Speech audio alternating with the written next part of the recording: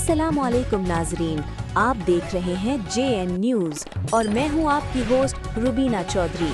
सबसे पहले नजर डालते हैं आज की अहम खबरों पर।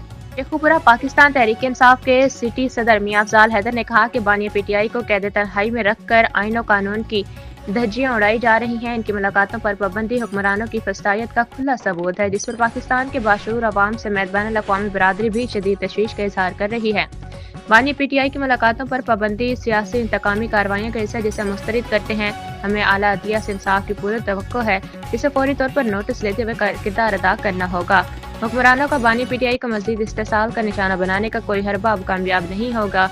अवाम तहरीक इंसाफ और इसकी क़यादत के खिलाफ होने वाली साजिशों और इन सियासी इंतकामी कार्रवाइयों से पूरी तरह आगाह है। तमाम तबकात इन्हें मुस्तरद कर रहे हैं। मुल्क में लाकानूनियत अरूज पर है, शहरियों के बुनियादी हकूक सलब किए जा रहे हैं। धांधली ज़दा हुकूमत अवाम को रिलीफ देने में मुकम्मल नाकाम साबित हुई है, जो पाकिस्तानी अवाम को मायूस करने और बैरूनी आकाओं को खुश करने में पहले नंबर पर है। पाकिस्तान पर दो खानदानों ने अब तक हुकूमत के इक़्तिदार की बारियां लगाई, मगर अवाम की बेहतरी के लिए कुछ नहीं किया और अब ये मिलकर मुल्क को दिवालिया करने में मसरूफ़ है। मईशत को संभाल पाना इनके बस की बात नहीं, ये सिर्फ बर्बादी के अलमबरदार हैं। इनसे खैर की तवक्को नहीं की जा सकती। मुहिब्बे वतन सियासी जमातों की क़यादत को मौजूदा नाअहल और करप्ट हुक्मरानों से निजात दिलाने के लिए किरदार अदा करना होगा। ये जब तक बरसर इक़्तिदार हैं, पाकिस्तान की तरक्की और अवामी खुशहाली का अमल रुका रहेगा।